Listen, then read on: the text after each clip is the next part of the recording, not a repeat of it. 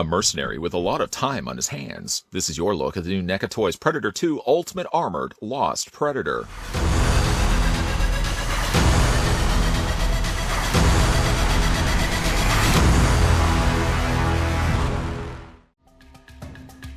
A master of weapons, this mysterious mercenary of the Rogue Space Tribe was originally part of Greyback's old crew, the Lost Tribe, from which he took his name. After being tricked into a heist job with spiked tail and laser shot on Yautja Prime, Lost was convicted as an accomplice to the theft of experimental Yautja technology, which included weapons in a spaceship. Being pursued by the High Council and their enforcers, the trio used the stolen prototype ship to narrowly escape off-world. After his deception, Lost had no trust in his two partners, but conceded that it's the only tribe he could still hunt with and maintain his honor. Now with an advanced ship that can travel through space and time to explore new systems, unlike any other Yautja ever could, in addition to taking mercenary jobs from other alien races, they eventually became specialized in artificial intelligent hunts, expanding well past biological targets. Silent and tactical, Lost prefers solitude and brings much needed order to the otherwise chaotic nature of his new crew.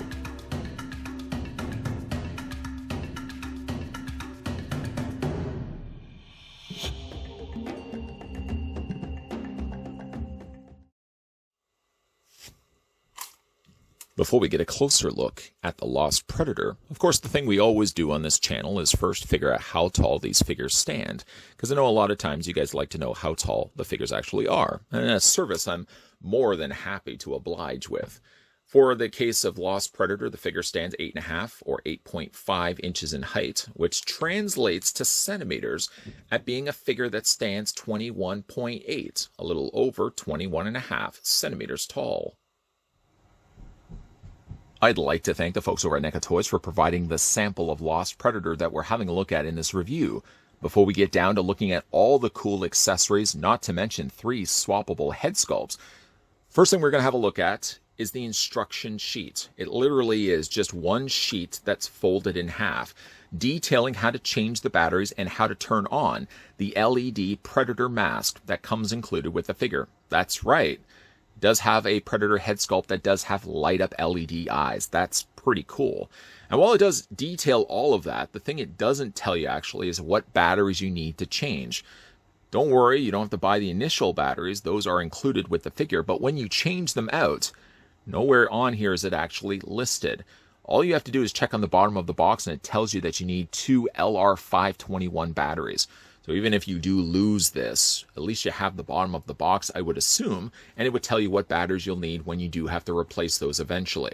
We're going to put that to the side and we'll look at the accessories. We'll start first with probably the coolest, you would have to admit, and that is the sword that comes for the Lost Predator. Now, as you can see, it's definitely not your traditional styling of sword. It definitely has a more futuristic design to it, even right down to the blade itself, which I'm guessing the majority of this was all done in molded black plastic. And as you can see, then they've bladed the bottom edge of it in a very bright orange. I really do like the touch of detail to the hilt of the sword, utilizing this dark navy blue. That's going to find a lot of places on the Predator than when we look at it in a second. But I do like the design of the hilt quite a bit. Even like the little end bit that has the silver on the end. Very, very nice touches of detail. Now you can either put this into his hands, which I'm sure would be more the preferred look for most people when they're displaying this figure. Or you can also do one other thing. Taking the figure and spinning it around. You'll see on the back here, he does have a sheath. And you slide the sword in place, but there is a certain way that you have to put it in. If you put it in with the orange facing this way, it doesn't fit all the way in, or you really have to struggle to get it down there. Telling you is probably not the best way to go. Instead, however, if you pull out the blade, flip it around so the orange is facing now the plasma caster, and you slide it in this way. I don't know if you can even see it though. There's definitely a more narrowing shape. See how it's a little broader on this end, it gets a little more narrow on this side. this is the way that you'll want to slide the sword into. And you'll find a much more ease when it comes to sliding that through, to the point where the blade sticks out from the bottom of the sheath. Nice touch. Now again, I'm probably going to be displaying the Lost Predator with the sword in his hand, but again, if you're going to be having a sword-wielding Predator, you'd have to have some place on it where it would actually be able to house and store it if it's not actually using it. To come include with the figure as well, you get yourself a Yaucha Shuriken, which we have seen shurikens like this before released with these figures, but maybe what we haven't seen them with is painted this additional metallic navy blue. Again, I do really like this color. You'll probably hear me commenting on that a couple of times over the course of this review. The shuriken doesn't fold up, however, there is a folded up version on the side of his belt. Technically, there really isn't a place that you can house this on the figure. So what you could do is either just leave it off altogether, or you can display it in one of his swappable hands. We'll just put the shuriken down for a second. Just remind me it's there because we're going to be going back to it. One of the hands that he comes as a swappable option is this hand right here. Now I find, going back to the shuriken that we just looked at, this is the best hand for holding the shuriken. All you have to do is fit it in between the thumb and the pointer finger and just slide it down. You don't really actually have to go down too far with the shuriken, and he does hold it perfectly fine in his hand. This would be a great way to display the figure if, again, you're not planning on having him displayed with the sword. Speaking of the sword, though, I've already taken the liberty of removing the sword from the sheath, as you can also use this hand for holding the sword. Now, this one does sit it more on an angle. There's another option you can go with as well, is this hand here. The downside with this particular hand is it doesn't give you a whole lot of clearance. Let me just remove this hand from, well, this sword from this hand so I can show you what I'm talking about. The sword doesn't fit in as just defaulted from the packaging. What you will want to do, and I haven't done it yet on this one, is just pry the fingers away from the palm. Or you can also use a hairdryer, or you can also submerge this in hot water, just enough to get that to soften up. But I find even in a case like this, just prying the fingers away from the palm is more than enough to get the sword very securely fit into his hand. So there's two different hands that you could technically use to hold the sword with. And in addition to that, he does also come with this hand as well. Now this hand I thought could be for the shuriken, but again, it's just a matter of fitting the fingers through, and it barely holds on to it. So you can hold it like this way as well if you want to have him throwing it. So you can either have it throwing it this way, or again, you can go back to using this hand right here. And you can either have him holding the shuriken like this, or you can take the shuriken once again. I know we're going back to the beginning of this. You can have the shuriken like this. You can go either way if you want. Of course, those are the hands. Those are the remainder of his accessories. Let's have a look at the swappable heads that he comes included with. I suppose it probably would make some sense to show you guys first the head sculpt that I've got at the beginning of this review. And then from there, we'll start playing swapsies on the head sculpts. Now, there are two distinct looks that you can go with for the Lost Predator. You can either go the helmeted head sculpt, or you can go with the unhelmeted head sculpt. And it doesn't even just stop there, because this particular head sculpt also has two variations. Let me go ahead and grab that right now. You can either go with the closed mandibles, the one that I've started this review with, or you can also go with the open mandible design. Not much does change for the top crest of the head, nor does much change for the eyes. It's really just the mandibles that does change and differ the two. I don't know what it is. Looking at the paint deco that they put on it, part of it reminds me of a turtle. The other part reminds me of Christmas. Maybe with the greens, it kind of has like an evergreen tree green with lights done all in red. This is probably not something that you would want sliding down your chimney in the middle of the night. It's not probably going to be delivering gifts. It's probably going to be taking a few gifts with your severed head. But this is the two different ways that you can display the figure if you want to go the unhelmeted route. Personally, I'm moving a little more towards the helmeted design myself. But I do really like the design. I most definitely like the paint that they apply to the surface, even if, again, it reminds me of Christmas. I think of the two, I prefer the open mouth. That seems always be the route that I usually go. You can see the really nice paint that they've added to it, and also added a sheen coat to it too. So it does reflect a little bit when you've got the light bouncing off of it. Whatever heads you decide to go with on this end, you still have, of course, the dreads on the back end of it, which these are softer plastic.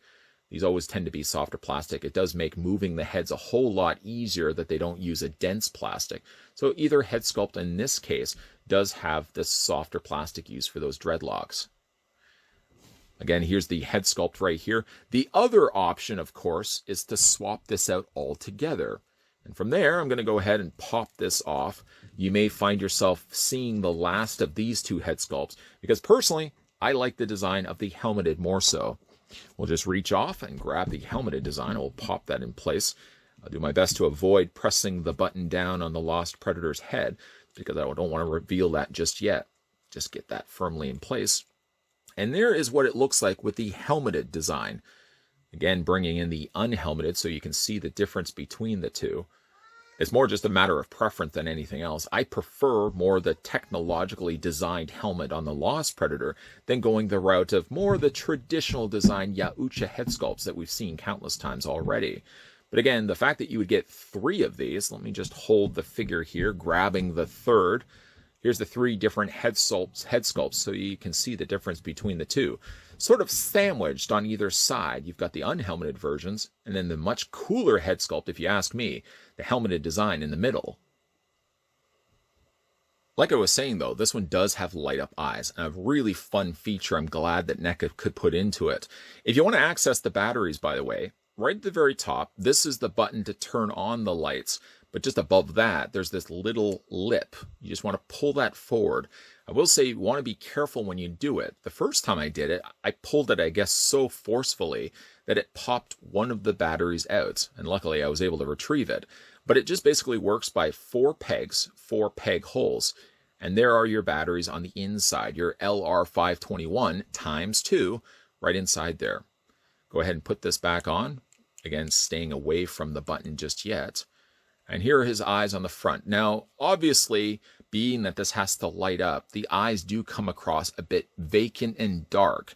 That will change very quickly as we go ahead and press the button on the top. And as you can see, there are his light up eyes. One thing I did notice, even at the beginning of this review, when, of course, we do our intros, is that the lights seem to dim very quickly. This would not be something I would say ideally would be best suited for putting on a shelf, turning this on and just leaving it for a time period, because I do feel like the batteries would drain rather quickly. But as a nice touch, it is nice to be able to press that button along the top area and be able to turn the eyes both on and off. Again, just to activate that, press this button now is pressed in, hit that again, and it will turn right off. On and off. And a nice touch. I'm glad to see that they included that. Again, the only downside, though, is while I do love the light-up options on the head, it does make the eyes rather dark when you don't have the eyes actually lit up. Despite that, though, what a great-looking helmet it is. Up to this point, I could have told you that Alpha Predator was my favorite of the things that Predator figures that NECA have released. I feel, in a way, possibly Alpha Predator has now been dethroned by my new favorite Predator that NECA has released, the Lost Predator. He definitely has some really cool design elements to him. Again, more angular design, definitely more mechanized is his helmet. You can see all those little intricate details. Again, it's a shame that the eyes are a little on the dark side, but again, I understand why it has to be the case, so that you would be able to have those light up. I do like the coloring that they did use.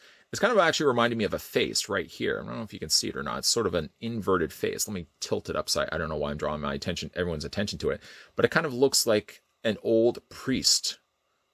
There's the eyes, the mouth, like an alien priest. I don't know why I'm drawing so much attention to that, but I do like the head sculpt quite a bit. This is my favorite of the batch.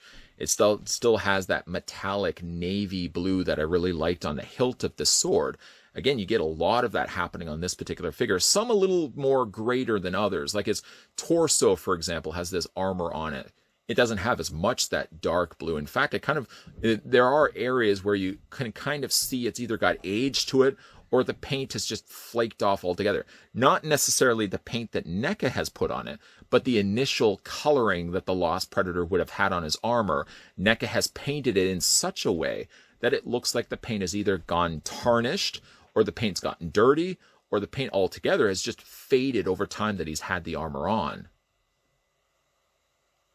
Another thing I really like about this figure is the plasma caster that he's got mounted on the side of his shoulder. It's definitely very different from your traditional Yaucha shoulder-mounted cannon. It does work basically the same way, but as you can see, very drastically changed in design. Even like the top of it, I would say is more alien-like, but I know that sort of sounds strange to be saying that with a Predator. It definitely has a much more, like I said, a more techno-organic design to it. It's really, really neat. Now they've gone in there and I'm guessing they probably used a dark black plastic. That's my guess at least. And then they've just gone in there and painted just on the surface this metallic blue. So you still see there's little recessed areas that have been kept black, while it's just the surface that's been painted in this metallic blue. And boy, does it ever look really sharp on this figure. He has that also here on his shoulders. He also has it here on his gauntlets. Nowhere on this figure will you see an actual keypad or a control console that will open up like your traditional Predators. Instead, it's very much, again, kept very futuristic in its design. And again, I love the fact that they brushed on the blue the way that they've done, so there's still those darker areas on the plastic, while the rest of the figure is more kept to that Christmas color I had mentioned before. You see it especially here on his legs, where they're striped almost like gremlin coloring, and then you've got these little spots of red that are added to the surface. It's sort of an off-color, sickly look to almost the way the coloring works. Because even like the yellow has this kind of off coloring to it. It's hard to kind of describe, and I'm hoping the camera's picking it up. I mean, like when you look at it, it looks sickly, if that makes any sense at all. You have areas where there's lighter yellow, and then there's above that more the darker yellow that they've incorporated into it. I do like the color. I didn't like it initially, but it's really grown on me, the color palettes that they've used for this particular figure. Again, on the side, you've got the Shuriken that's housed on located on the side of his belt.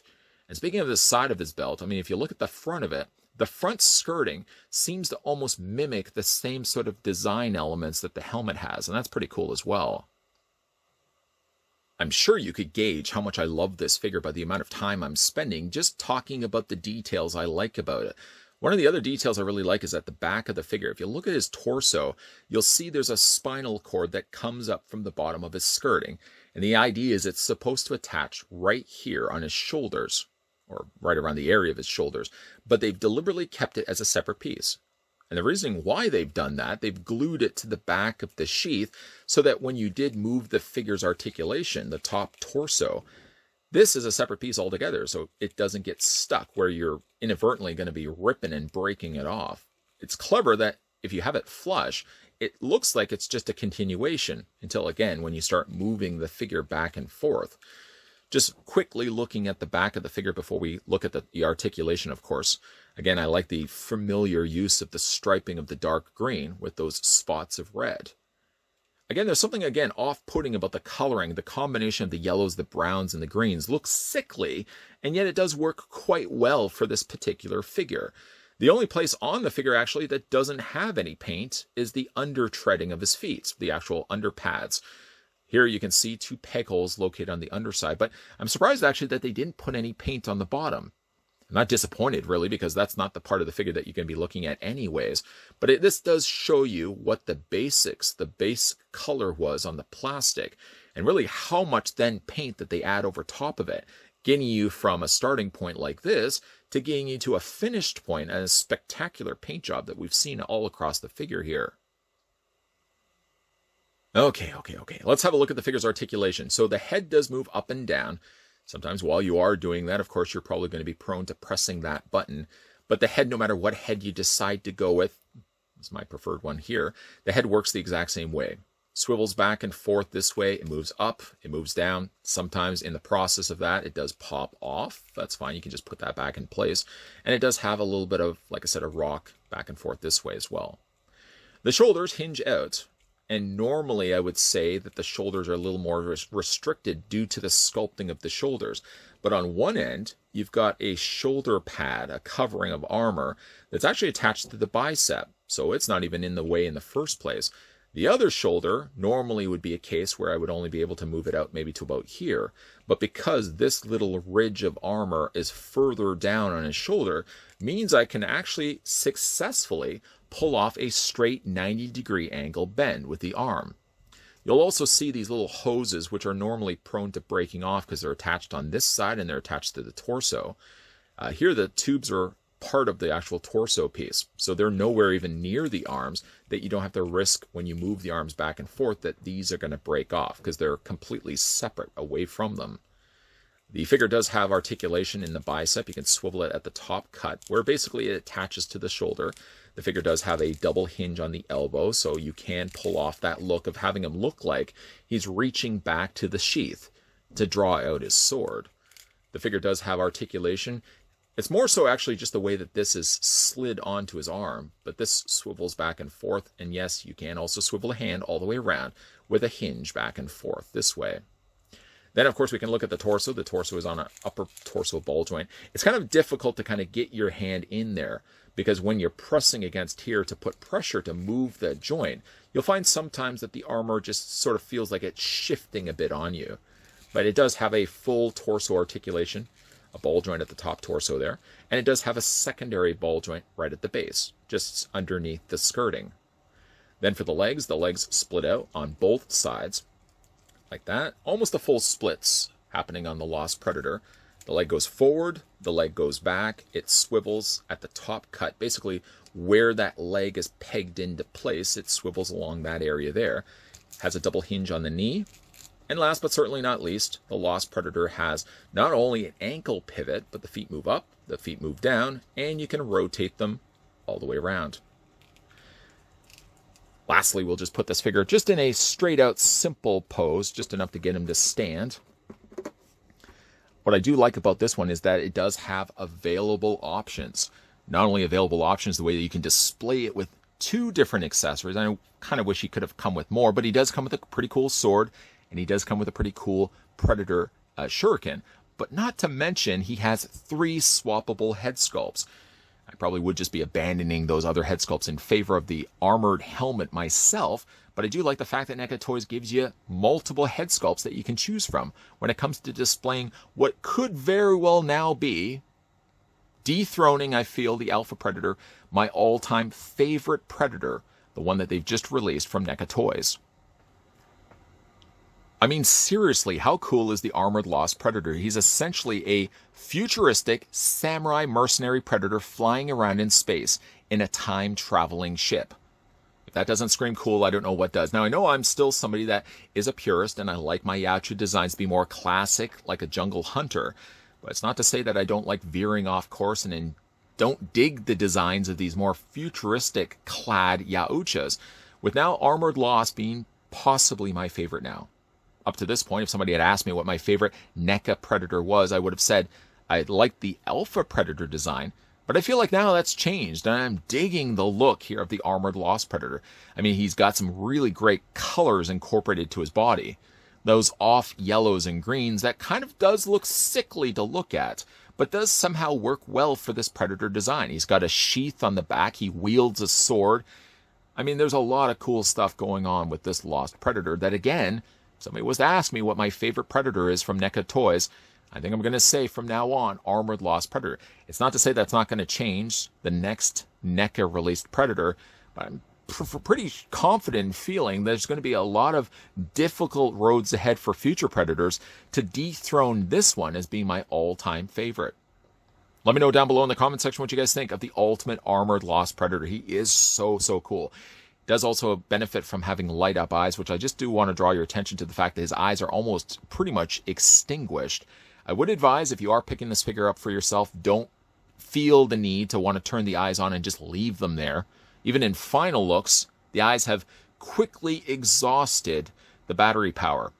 Now, I know I did have that problem in the past. I just turned the lights off, let it sit for a bit, turned it back on, and it was perfectly fine. But I wouldn't say have the eyes running all the time. I know you're compelled to do so. I'm so compelled to have the eyes just going all the time. But you definitely don't want to do that because it's going to be draining the batteries. It would be neat if they could incorporate some sort of USB function to it where you could plug it in the back of the Predator's head and it would always stay turned on. But short of that, it's still a great looking Predator I'm looking forward to putting on display.